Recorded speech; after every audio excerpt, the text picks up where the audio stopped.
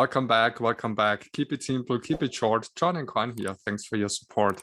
All right, so we got our consumer price index data. The CPI is announced at 9.1%.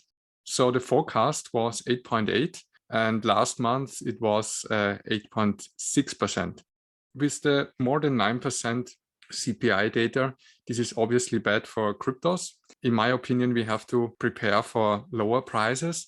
In my first Bitcoin update today, we talked about which are the targets of these moves here to the downside, because we can see from this bear flag here, there was this drop, then a consolidation, and then another drop. And then, yeah, there is also consolidation here for now. So from the Fibonacci, we said from this swing low to this swing high, we can see clearly here that when the 0.702 was lost, then the huge drop to the downside started, right? If we're measuring the same from this swing low to this swing high, also here we can see when the 702 was lost, yeah, we saw the huge price action to the downside.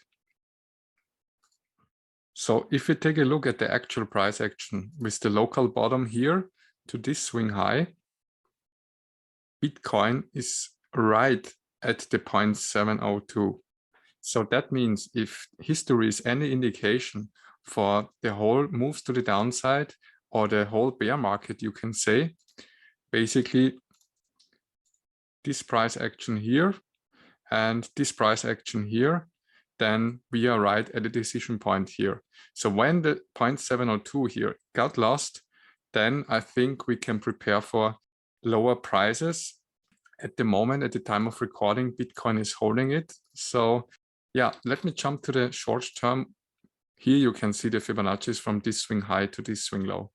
First, there was this support line, which acted as support on the 30th of June.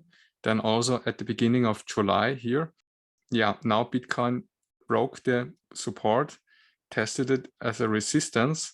And yeah, today we saw a huge red candle. So the day is not over yet, but we have to watch out for targets to the downside, because as we know, on the bigger time frame, when the 0.702 is lost, the last two times Bitcoin had a fall to the downside.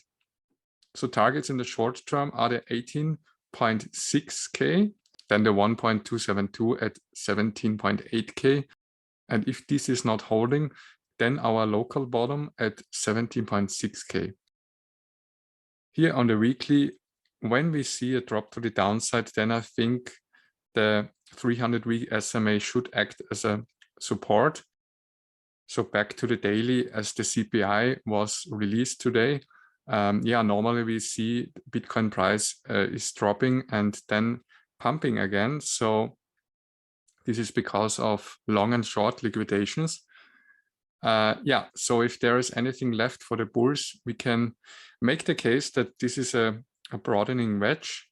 And of course, there's a possibility that Bitcoin is about here to form this triple bottom, which could mark the bottom of this bear cycle. Because we already saw some bottom indicators today, for example, the P-cycle bottom indicator, which we talked about in my last video. We will see how this plays out. For now, Bitcoin is right at the 0.702 of this whole downtrend, and we will see how Bitcoin is reacting in the coming days after the CPI report. All right, if you like this update and you want to get updated with the latest crypto news and analysis, then please subscribe to my channel, give this video a like, and also hit the notification bell. I wish you a wonderful day, and I'll see you in the next one. Bye-bye.